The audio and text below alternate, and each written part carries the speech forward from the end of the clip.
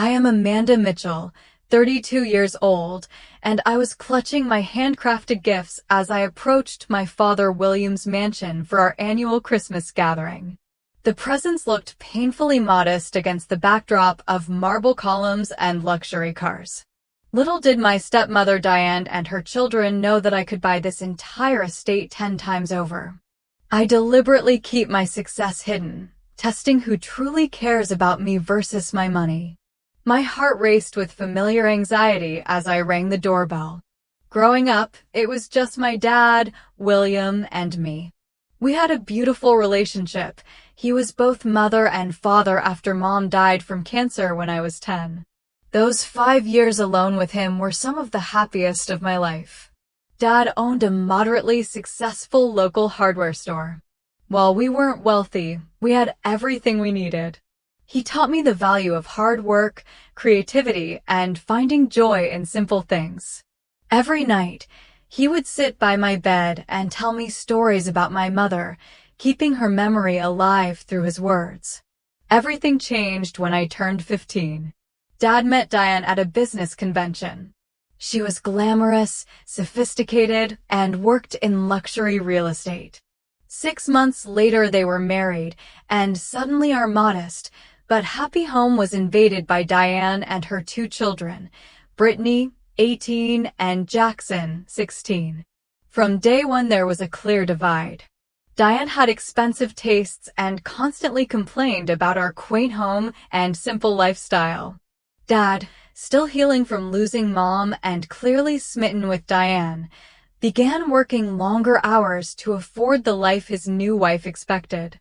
Our movie nights and weekend fishing trips disappeared, replaced by country club memberships and renovations to make our home more presentable.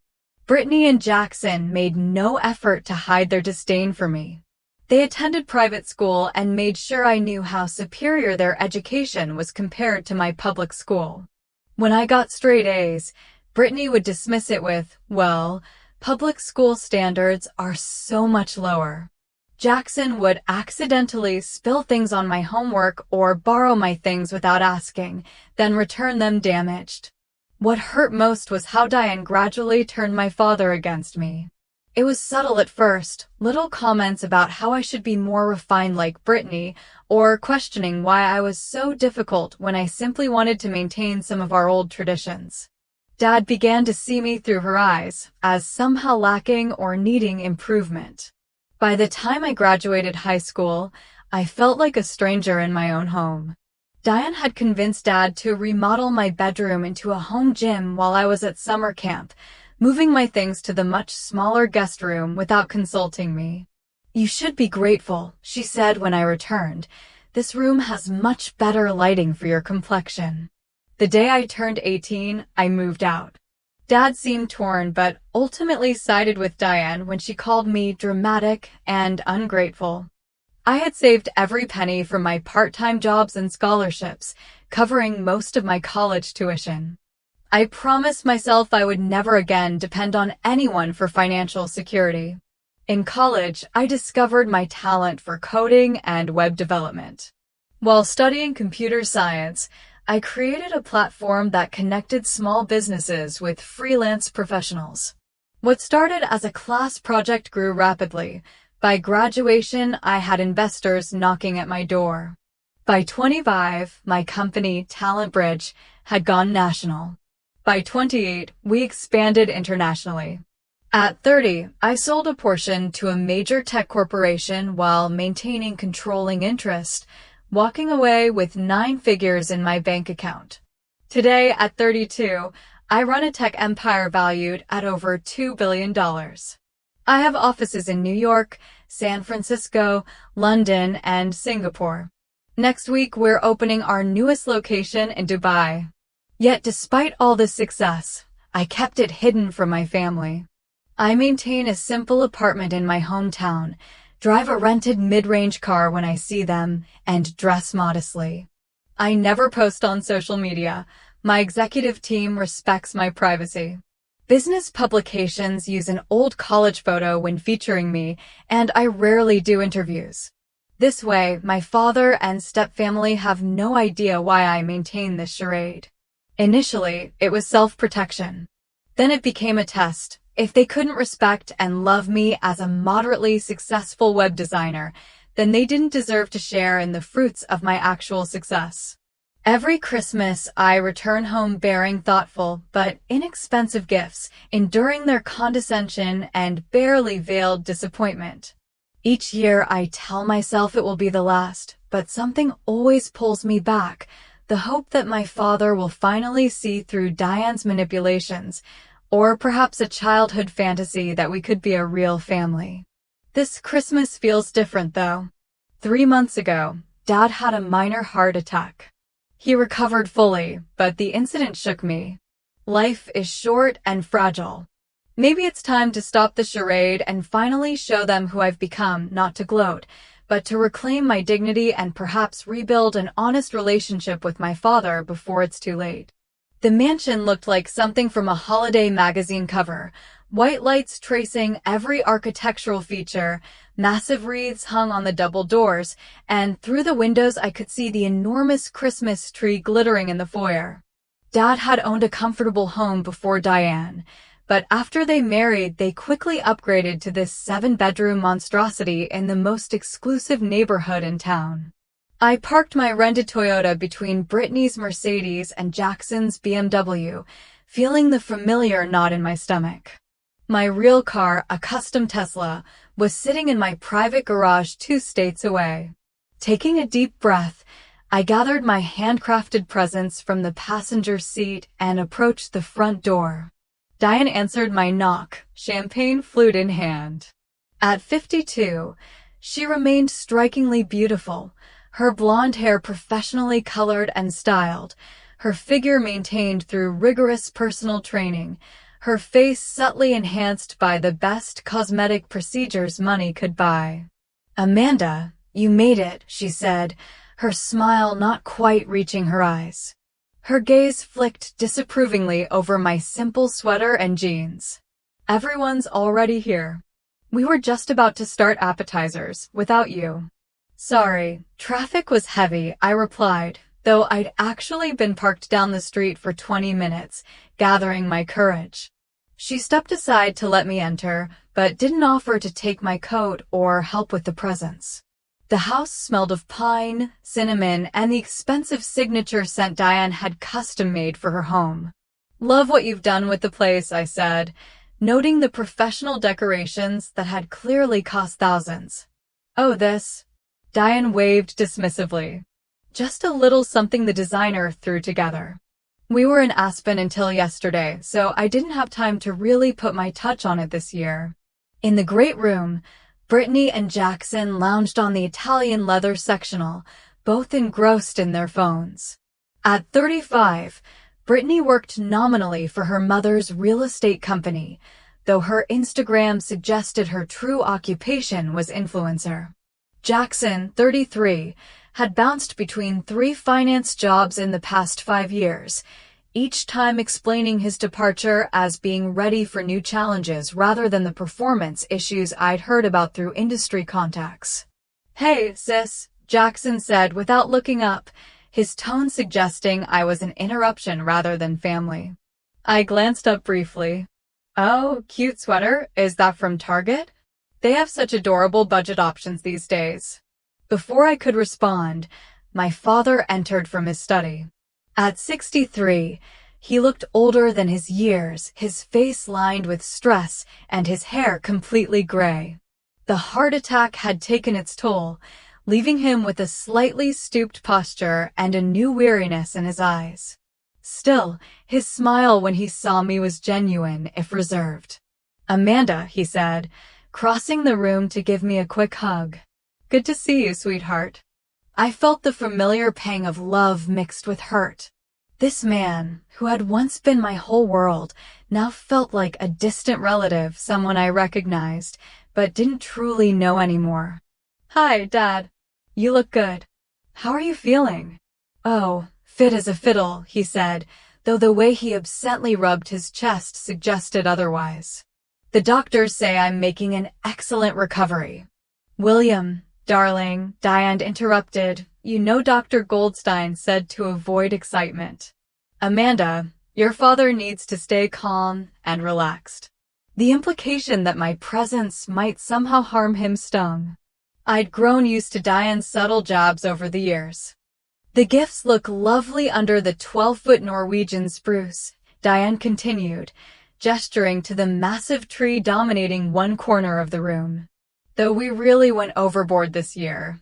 I told William we're too generous for our own good, I said, placing my modestly wrapped packages among the pile of designer-papered boxes and bags from high-end stores. The contrast was painfully obvious. My recycled brown paper tied with twine looked almost apologetic next to their glossy professionalism. Dinner's almost ready, Diane announced. We're having Wagyu beef this year. Our trip to Japan last spring inspired us. Throughout the elaborate meal, the conversation revolved exclusively around possessions and status. Brittany detailed her recent yacht trip with friends. Jackson boasted about his new watch, limited edition, only 50 made. When there was a rare lull, Diane asked, Amanda, how's your little website business going? Still doing those, what do you call them? Those little online pages for local shops. It's web development and digital strategy, I corrected mildly. And yes, business is steady. The understatement of the century, Diane replied. We just closed a deal worth 8 figures yesterday. That's nice, dear. It's good to have a hobby that pays the bills, she said with a condescending smile. I noticed my father wince, but remained silent. Once upon a time, he would have defended me, or at least acknowledged my accomplishments. Now he just stared at his plate, avoiding conflict at all costs. Speaking of bills, Jackson chimed in, you should see the property I'm looking at in Vail. $3 million, but my bonus should cover the down payment. You should come visit when I close, if you can get time off work, of course. I thought about my penthouse in Manhattan, my beach house in Malibu, and the villa in Tuscany I'd purchased last year. That sounds nice, I said simply. As dinner progressed, I grew increasingly aware of how they saw me, the struggling relative they tolerated at holidays, the cautionary tale of someone who hadn't made it in their eyes. I was an object of pity at best, derision at worst. I flashed back to last Christmas, when Brittany had helpfully sent me links to job openings at her friend's company because web design is getting so competitive these days. And the Christmas before, when Jackson had explained Bitcoin to me condescendingly, unaware I'd been an early investor and made millions in cryptocurrency. With each memory, my resolve strengthened. Perhaps it was time to end this charade, not out of spite, but because living a lie, even a lie, of omission, prevented any real relationship from forming. We all acted out roles, they as the successful, magnanimous family members, and me as the struggling black sheep. By the time Diane served her famous catered but claimed as homemade Yule log dessert, I was mentally rehearsing how I might gradually reveal the truth. But as it turned out, fate had other plans for my revelation, and timing has always had a flair for the dramatic. After dinner, we gathered in the great room for the annual gift exchange. This tradition had become increasingly uncomfortable over the years, as the disparity between their gifts and mine grew more pronounced. I sat on an ottoman near the fireplace, trying to look relaxed as Diane directed the proceedings like a theater production. Let's start with the biggest ones, she announced, pulling an enormous box from beneath the tree. This is from Jackson to his father. Dad unwrapped a state-of-the-art golf simulator worth at least $20,000. For your recovery, Dad, Jackson explained. Now you can practice your swing without straining yourself on the actual course. Incredible, my father breathed, looking genuinely moved. Son, this is too much. Nothing's too much for you, Dad. Jackson shot me a quick glance, as if to emphasize that some people could afford to be generous. Brittany's gift to our father was a first edition Hemingway. Diane had given him a Patek Philippe watch that probably cost more than what my step-siblings thought I earned in a year. When it came time for them to open my gifts, I felt the familiar twist of anxiety. I'd spent months making each present, pouring thought and care into them rather than just swiping a credit card. For Dad, I'd created a hand-bound book of memories, collecting photos and stories from his old friends and relatives about his life and our family history. Before Diane, I'd worked with a bookbinder to learn the craft, making every page by hand.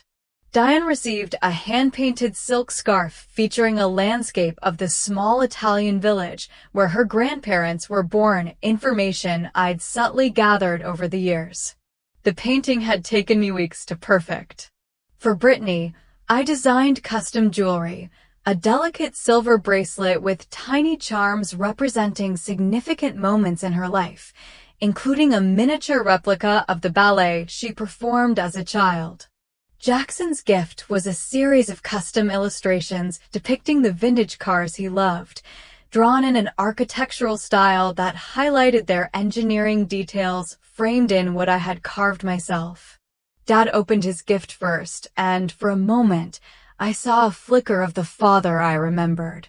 "Amanda," he said softly, turning the pages with gentle fingers. "This must have taken forever. I don't know what to say." Before he could continue, Diane cut in. She unwrapped the scarf with quick, impatient movements. "Oh, it's colorful." She held it at arm's length as if it might stain her clothing. "Is this supposed to be Tuscany? We were just there in September. The cypresses are much more elegant than this." My heart sank, but I kept my expression neutral. "It's actually Montepulciano where your grandparents lived." I painted it based on historical photos of the village. "How creative," she said, already setting it aside. "You always did have unusual hobbies." Brittany was next, unwrapping the bracelet with anticipation that quickly turned to disappointment. "Silver," she said flatly. "I'm really more of a gold person now, and these charms are so specific." She dangled it from her fingers, examining it with critical eyes. "Is that supposed to be ballet shoes? I haven't danced in years."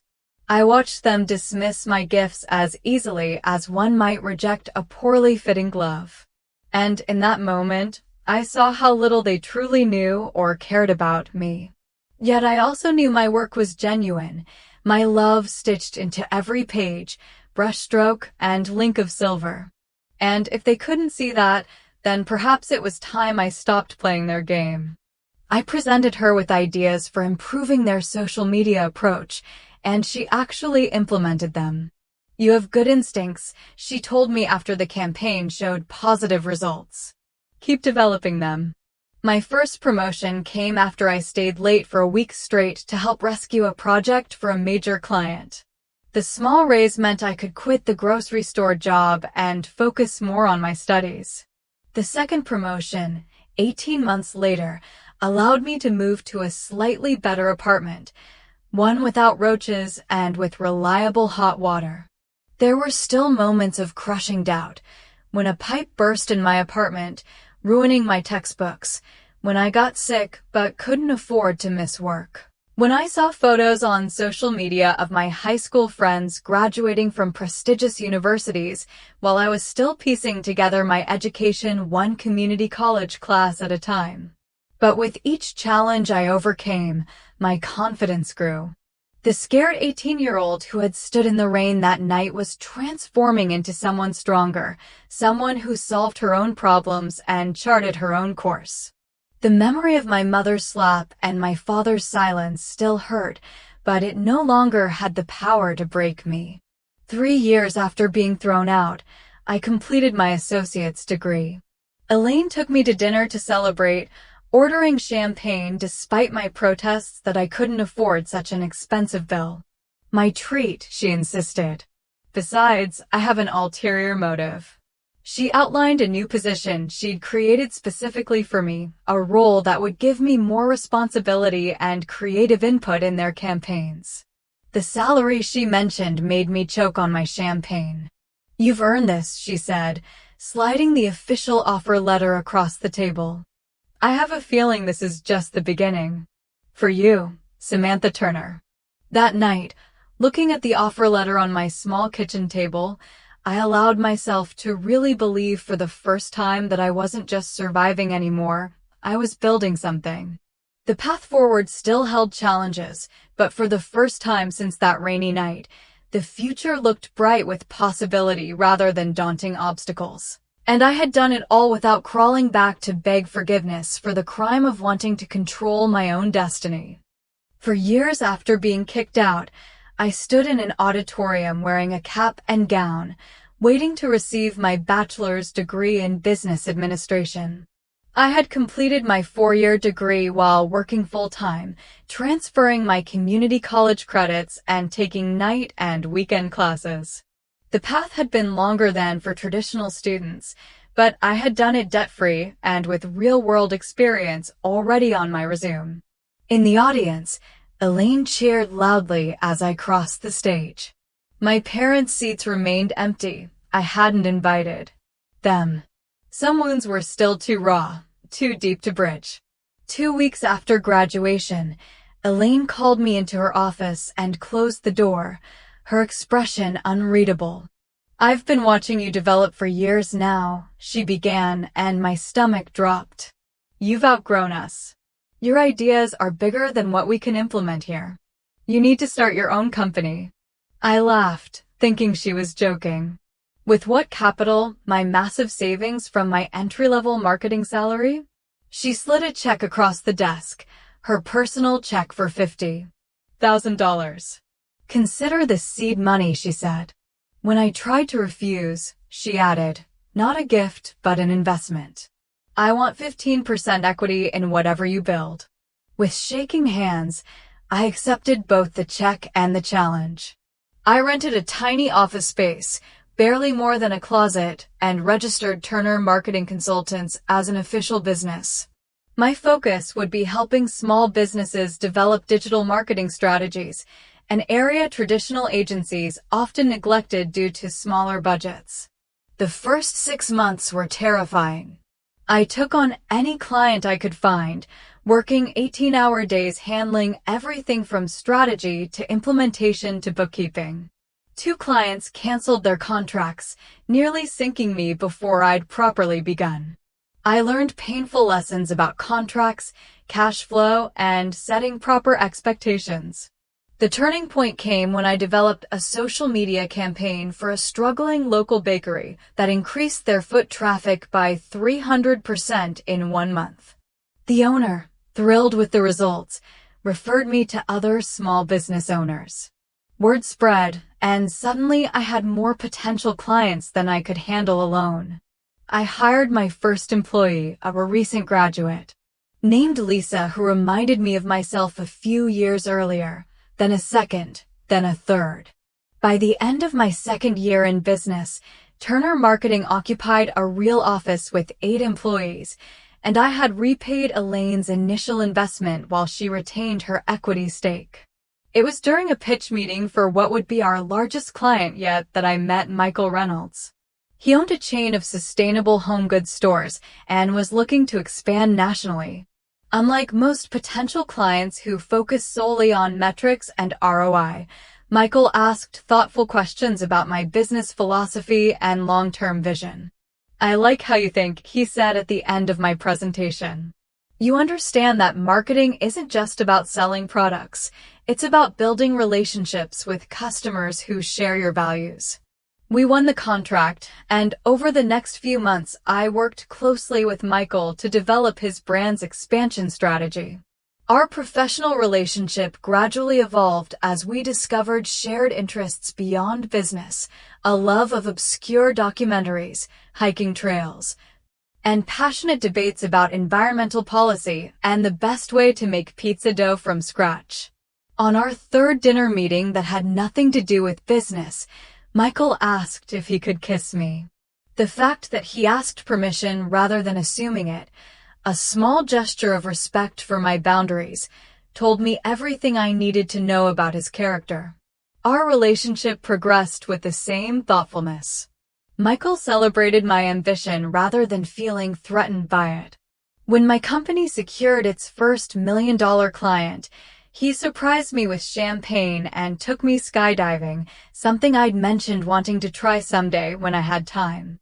Life's too short to keep putting off the things that scare and excite you, he said as we plummeted through the air, his hand gripping mine. 2 years into our relationship, I discovered I was pregnant. The timing wasn't planned. My company was in the middle of opening a second office in Chicago, and Michael was negotiating to take his business national. The pregnancy test in my hand represented another unplanned detour in my carefully constructed life. "What are you thinking?" Michael asked when I showed him the test. "I'm thinking about my mother," I admitted, how she had had such specific plans for me and how angry she was when I chose a different path. "I don't want to be that kind of parent," he said, wrapping his arms around me. "We'll figure this out together. Whatever you decide, I'm with you." His unconditional support made the decision clear.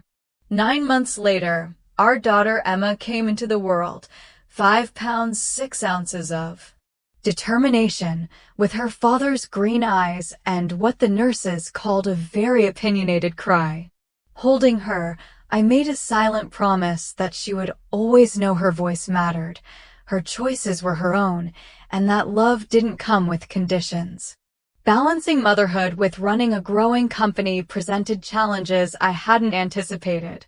I brought Emma to the office in the early months, converting a storage room into a nursery. My employees, now numbering 25 across 2 offices, adjusted to strategy meetings occasionally interrupted by a baby's cries. Michael took on more flexible hours with his business to share parenting responsibilities equally. When Emma was 2, Michael proposed during a normal Tuesday evening at home, after we'd put her to bed and were washing dishes side by side. "I don't need a big wedding or a diamond ring," he said, presenting a simple band. "I just want us to be a family." Officially, we married in a small ceremony with only our closest friends. Emma toddled down the aisle, dropping flower petals and occasionally stopping to eat them. Standing beside Michael as we exchanged vows, I reflected on how different this marriage was from the one my mother had tried to force upon me. This union was built on mutual respect, shared values, and genuine love, everything the arrangement with Marcus had lacked. By Emma's 5th birthday, Turner Marketing had grown to 3 offices nationwide with over 70 employees. We'd been featured in Business Insider as one of the fastest-growing women-led companies in the country. Purchasing the company jet, a small-used Cessna Citation, made practical business sense given my frequent travel between offices, but it also represented a milestone I could never have imagined when I stood in the rain with only a backpack of belongings. Throughout this growth and change, I maintained my vow of no contact with my parents. I occasionally heard updates through mutual acquaintances. My father had made partner at his firm, and my mother was still active in the same social circles. I sometimes wondered if they ever regretted their ultimatum, if they ever thought about the daughter they had cast out for wanting to choose her own path. I had almost convinced myself that chapter of my life was permanently closed until a distant cousin reached out via email to let me know my father had undergone emergency heart surgery. The message was brief, with no request for response or visit, just information passed along because she thought I should know. Father had not spoken a word. His eyes were fixed on me with an expression I couldn't quite read, shock, certainly, but also something that might have been pride mixed with profound regret. "Why didn't you tell us?" he finally asked, his voice barely above a whisper. I met his gaze directly. Would it have made a difference in how I was treated? The question hung in the air unanswered because we all knew the truth. The dynamic would have been entirely different had they known about my success from the beginning.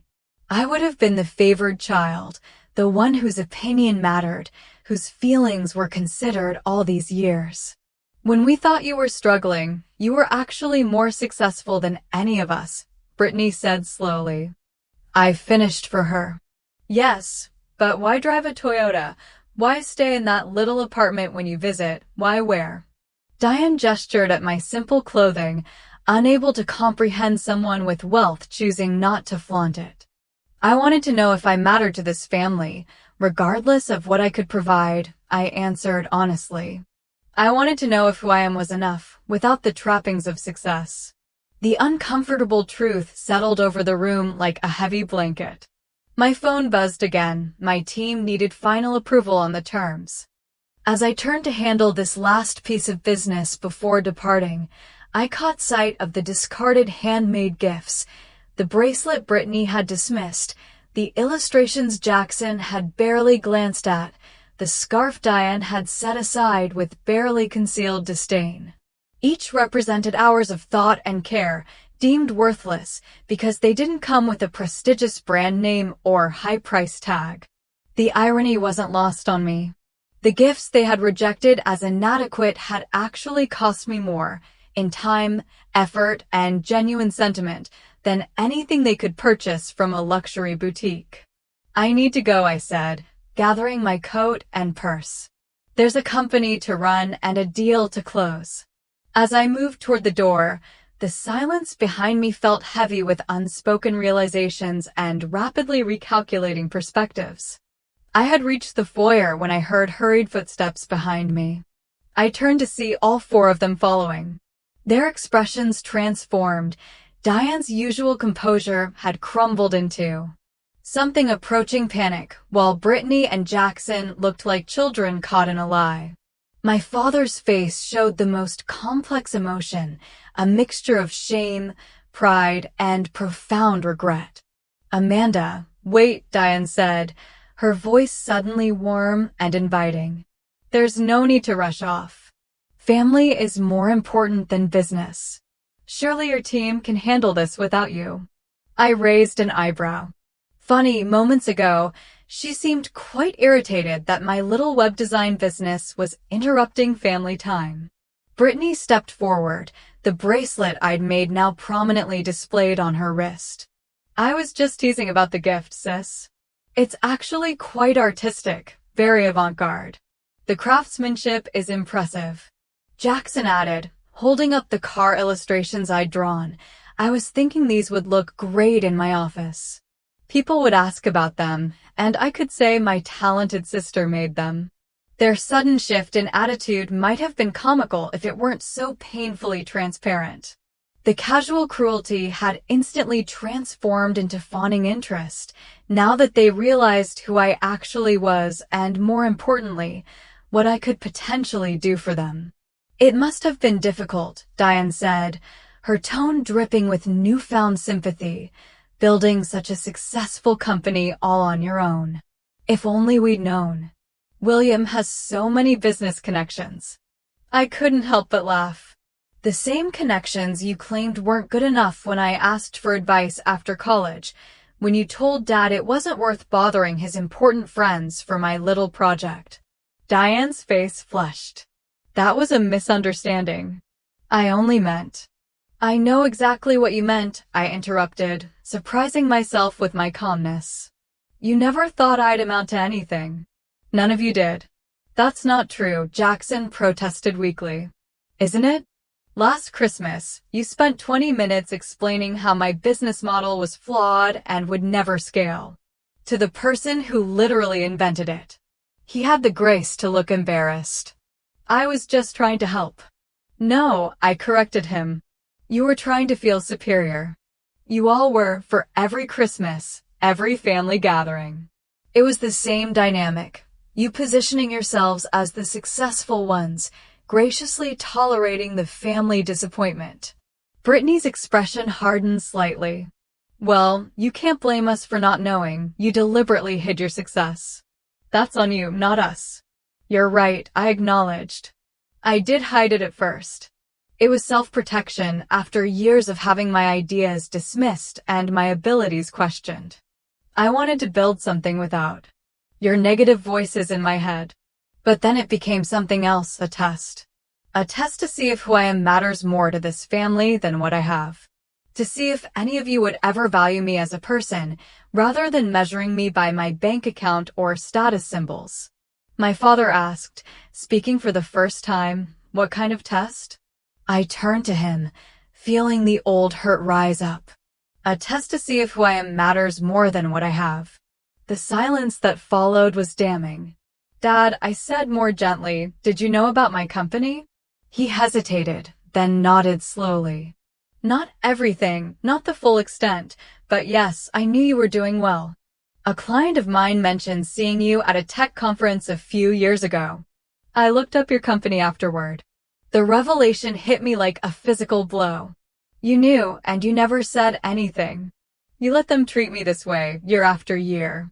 I thought he had reasons for keeping it private. I was trying to respect that. "Respect?" I repeated incredulously.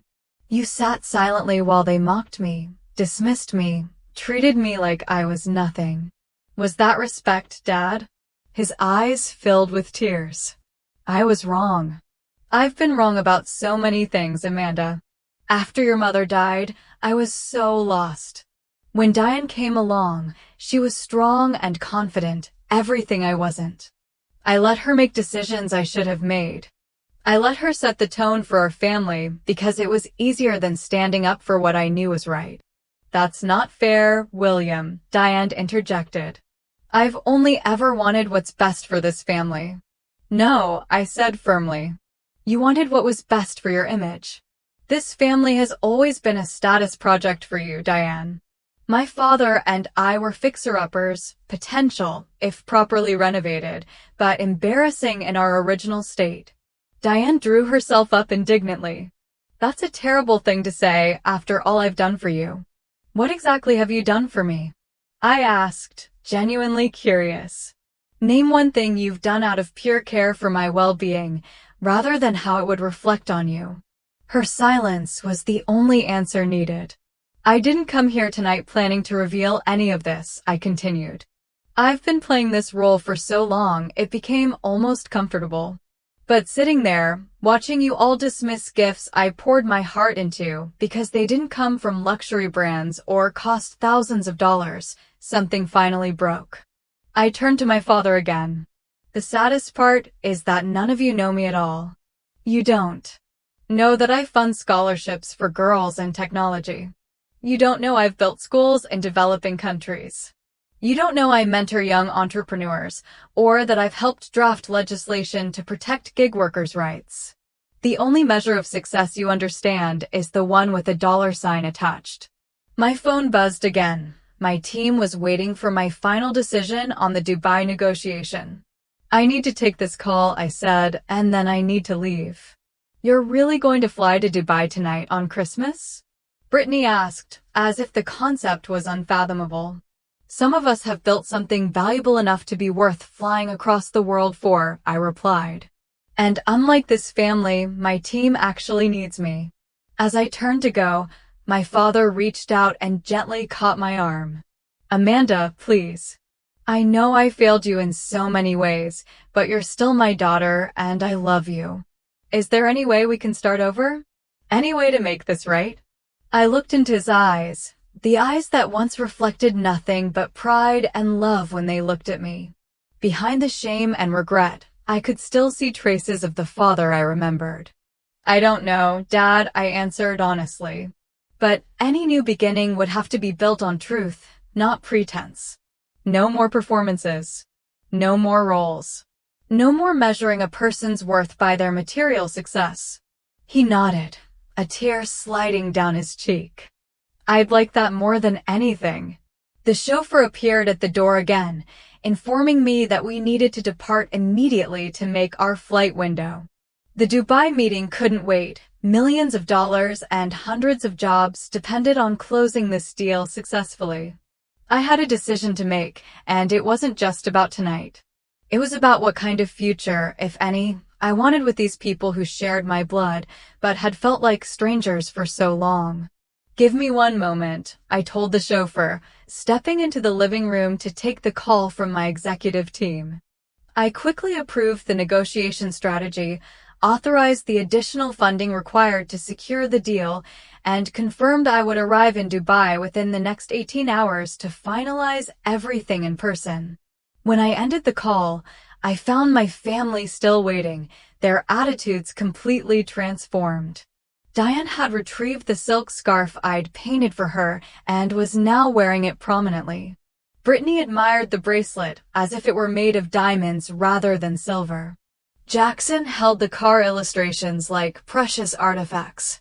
"Your jet must be amazing," Brittany ventured. "I've only flown private a few times with friends." "Do you have a place in Dubai already?" Jackson added, "I've been thinking about investing in property there." "I'm sure Amanda has the most gorgeous accommodations," Diane gushed. "Perhaps we could all visit sometime. I've always wanted to see Dubai." Their transparency was almost painful to witness. After years of dismissing me, they were now falling over themselves to establish connections to my success, not to me as a person, but to what I possessed and what doors I could open for them. My father alone remained quiet, watching me with sad understanding. "I need to go," I said finally. "But before I do, I want to be clear about something. Tonight has shown me exactly where we stand as a family, or rather, where we don't stand." "What do you mean?" Diane asked, her voice sweet but her eyes calculating. "We're all so proud of what you've accomplished," she began. "Aren't we, everyone?" The chorus of agreement that followed rang hollow. "For years," I continued, "I've come to these gatherings hoping for genuine connection, for respect not based on what I own or earn, but on who I am. Every year I left disappointed, but still hoping. Tonight finally showed me the truth. Impatient to meet these mysterious grandparents, the drive to my childhood home took exactly 12 minutes, a journey that spanned a lifetime in my mind.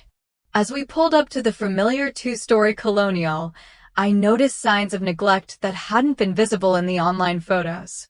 The once pristine lawn was patchy, the white trim needed painting, and the flower beds my mother had obsessively maintained looked sparse and overgrown. "Is this where you grew up, Mommy?" Emma asked, pressing her face against the car window. "Yes, from the time I was born until I was 18. "It's pretty," she declared with the easy acceptance of childhood.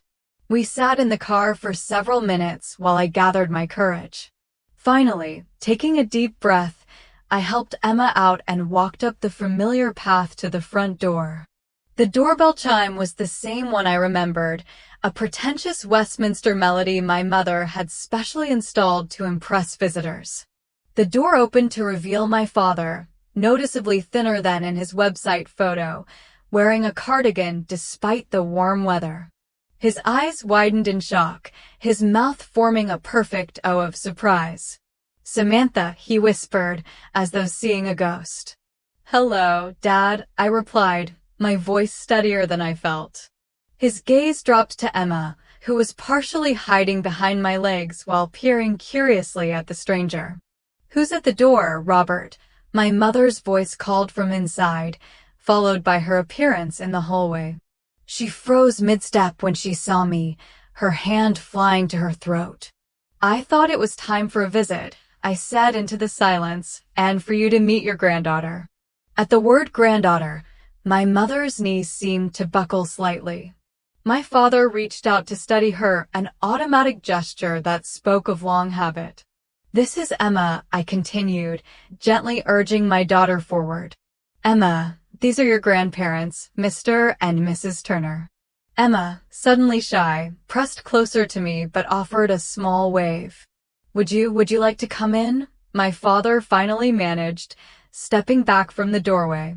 Inside, the house was like stepping into a time capsule. The same formal furniture, the same floral arrangements, the same family photos on the wall, though I noticed my graduation portrait was conspicuously absent. Only the layer of dust on some surfaces and the slightly worn upholstery suggested the passage of time. "Can I get you something to drink?" my mother asked automatically, her social hostess training kicking in despite her obvious shock. "Apple juice for Emma would be nice." Water is fine for me, I said. As my mother disappeared into the kitchen, my father gestured awkwardly toward the living room. Emma immediately gravitated toward a crystal figurine on the coffee table. Please don't touch that, sweetheart, I said. It's very fragile. Actually, my father said, surprising me, it's okay. He carefully took down the crystal unicorn and handed it to Emma. This was your mother's favorite when she was little, too. My mother returned with drinks, her hands visibly shaking as she set them down. An awkward silence descended as we all sat, the weight of 11 years of absence hanging heavy in the air. Your hair is different, my mother finally said, an inane observation that almost made me laugh. A lot of things are different, Mom. We saw you in Business Insider, my father blurted out, referring to the article about fastest-growing companies led by women. We have a subscription. This revelation caught me off guard. You saw that. We've seen all of them, my mother said quietly, the feature in Marketing Monthly, the interview on Channel 9 when you opened your Chicago office, the charity gala where you received the Young Entrepreneur Award. My confusion must have shown on my face because my father stood suddenly. Wait here, he said, disappearing upstairs. While he was gone, Emma, bored with adult conversation, asked my mother, do you have any toys? A flash of pain crossed my mother's face. No, I'm afraid we don't. We weren't expecting, we didn't know. My father returned carrying a large scrapbook, which he placed on the coffee table between us. I opened it to find newspaper clippings, printed web articles, and photographs, a comprehensive collection of every public mention of me or my company over the past decade. Your room is exactly as you left it, my father said as I silently turned the pages. Margaret wouldn't let anyone touch it, I said sharply. My room? My mother asked, her voice uncharacteristically uncertain. Leaving Emma happily exploring the crystal figurine collection under my father's watchful. I followed my mother upstairs. The door to my bedroom still had the same keep out sign I had taped there at 15. When she opened it, I gasped softly. It was indeed exactly as I had left it, the blue comforter still rumpled from my last morning there, books stacked on the desk, even a half-finished glass of water on the nightstand. It was as though my mother had preserved it like a museum exhibit, a monument to the daughter who had vanished. Why? I asked, turning to her. She smoothed her hands over her skirt, a nervous gesture I'd never seen from her before. At first I was so angry I couldn't bear to come in here, she said. Then, when the anger faded, it became a reminder of my greatest failure. The admission hung between us, neither of us quite ready to unpack its full meaning. Back downstairs, Emma had charmed my father into showing her photo albums, specifically pictures of me as a child. You were little like me, she giggled, pointing at a photo of 5-year-old me covered in mud after a rainstorm. Your mother was always headstrong, my father told her with unexpected warmth. She knew her own mind, even then. As Emma continued to flip through the album, I took the opportunity to ask the questions that had been burning inside me for 11 years. Why did you never try to contact me? Not once in all this time. My parents exchanged glances. We didn't think you would want to hear from us, my father admitted. After what happened, Margaret was, he hesitated, looking at my mother, not in a good place for a long time after you left. My mother's perfect posture sagged slightly. I was wrong, she said, the words clearly difficult for her. About Marcus, about everything. What do you mean? Did you know he was arrested? My father asked, as if surprising himself. For hitting his wife. I nodded. I saw the news article. When we heard about that, it was like a physical blow, my mother said, realizing what they had tried to shield me from. What could have happened to you? By then you were already building your company, my father continued. You seem to be doing so well without us. We thought reaching out might just reopen old wounds. The conversation was interrupted by Emma's stomach growling audibly. "I'm hungry, Mommy," she announced. "We could order something," my father suggested eagerly, "or there's that Italian place downtown you used to like." I checked my watch. "Actually, we should get back to the hotel. Michael will be wondering where we are." "Michael?" my mother asked. My husband's name registered another shock on their faces. They hadn't known I was married. Perhaps you could all come for dinner tomorrow," my mother suggested hesitantly. "We'd like to meet him." I considered the invitation, studying both their faces. My mother looked older than her years, the perfect facade of my childhood cracked to reveal the insecure woman beneath. My father seemed diminished somehow, his confident accountant's demeanor replaced by tentative hopefulness. "We'll see," I said, not yet ready to commit. "There's something else I need to know first. Are you having financial problems?" They both stiffened. "Why would you ask that?" my mother responded defensively. "The house needs maintenance. Dad looks like he's lost weight, and I know healthcare isn't cheap, especially after heart surgery."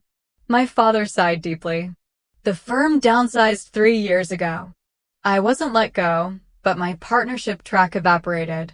And yes, the medical bills have been challenging. Living without integrity isn't easy either. It's just a different kind of difficult, the kind that hollows you out from the inside." When we parted at the airport, our hug was longer and more genuine than any we had shared in years. "Thank you for not giving up on me," he said quietly. "I almost did," I admitted more than once. "I'm glad you didn't." In the months that followed, my father began the difficult process of reclaiming his life and his values. He and Diane entered counseling, though from our conversations it seemed Klesh was resistant to examining her behavior or acknowledging its impact.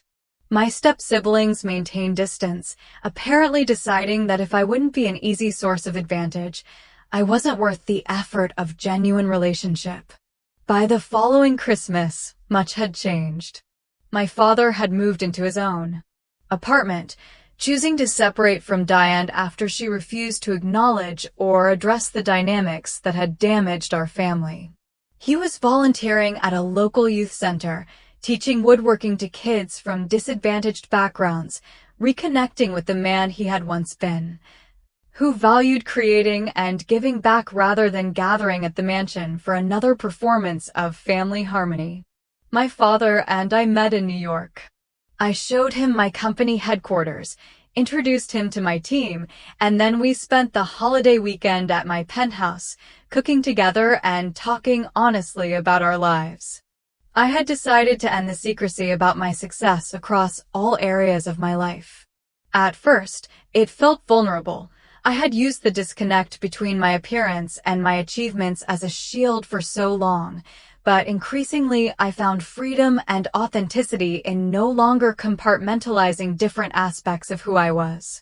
The revelation of my wealth hadn't brought me the family connection I had once craved.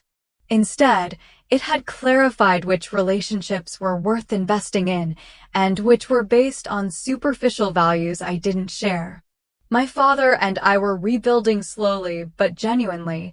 The others had shown me exactly who they were when they thought I had nothing to offer them. The greatest lesson from that Christmas revelation wasn't about money or success at all. It was about authenticity, boundaries, and the courage to be seen for who you truly are, flaws, strengths, accomplishments, and all.